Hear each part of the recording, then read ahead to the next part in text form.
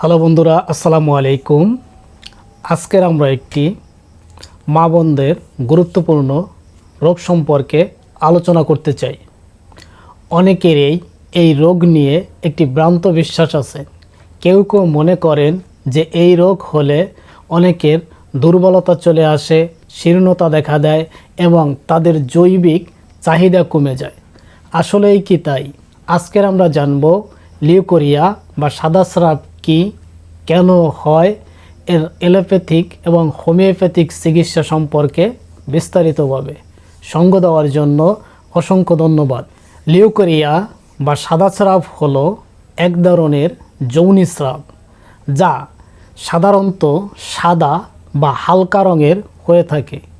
এটি মেয়েদের বা মা বোনদের একটি স্বাভাবিক শারীরিক প্রক্রিয়া যা যৌনপথকে পরিষ্কার ও স্বাস্থ্যগত রাখতে সাহায্য করে।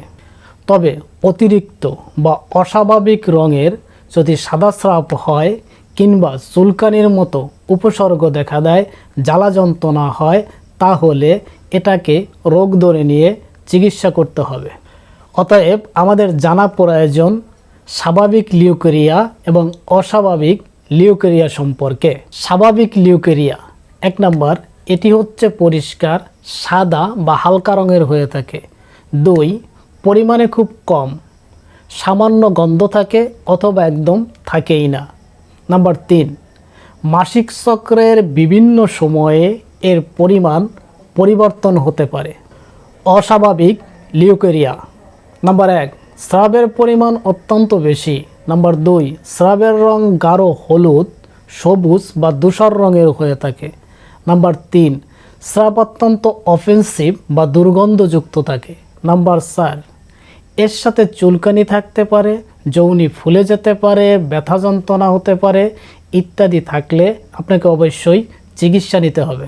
কেন হয়? নাম্বার 1, সংক্রমণ, ব্যাকটেরিয়া, ইস্ট বা অন্যান্য জীবাণুর সংক্রমণেও সাদা স্রাব হতে পারে। এই সংক্রমণগুলোর মধ্যে bacterial vaginosis, yeast infection, candidiasis বা যৌনবাহিত রোগ যেমন গনোরিয়া ইত্যাদি অন্তর্ভুক্ত। নাম্বার 2, স্বাভাবিককালীন পরিবর্তন, মাসিক চক্রের বিভিন্ন সময় হরমোনের তারতম্যের কারণে লিউকোরিয়া বা সাদা স্রাব হতে পারে। যেমন ডিম্বস্ফোটনের সময়, গর্ভ অবস্থায় সাধারণত সাদা স্রাব বা লিউকোরিয়া বৃদ্ধি হয়। নাম্বার 3, অন্যান্য স্বাস্থ্য সমস্যা, কিছু ক্ষেত্রে ডায়াবেটিস, দুর্বল রোগ, রোগ প্রতিরোধ ব্যবস্থা বা অন্যান্য স্বাস্থ্য সমস্যা থেকেও সাদা স্রাব বা লিউকোরিয়া হতে পারে। নাম্বার 4, যৌন কার্যকলাপ, যৌন কার্যকলাপের সাথেও অনেক সময় লিউকোরিয়া বা সাদা স্রাব সম্পর্কিত থাকে। নাম্বার 5, অপরিষ্কার অপরিচ্ছন্নতা, অপরিষ্কার অপরিচ্ছন্নতার কারণে যৌনিপথে সংক্রমণ হতে পারে, আর এটা হতে পারে আপনার লিউকোরিয়ার অন্যতম উৎস। এবার আসি আমরা চিকিৎসায়।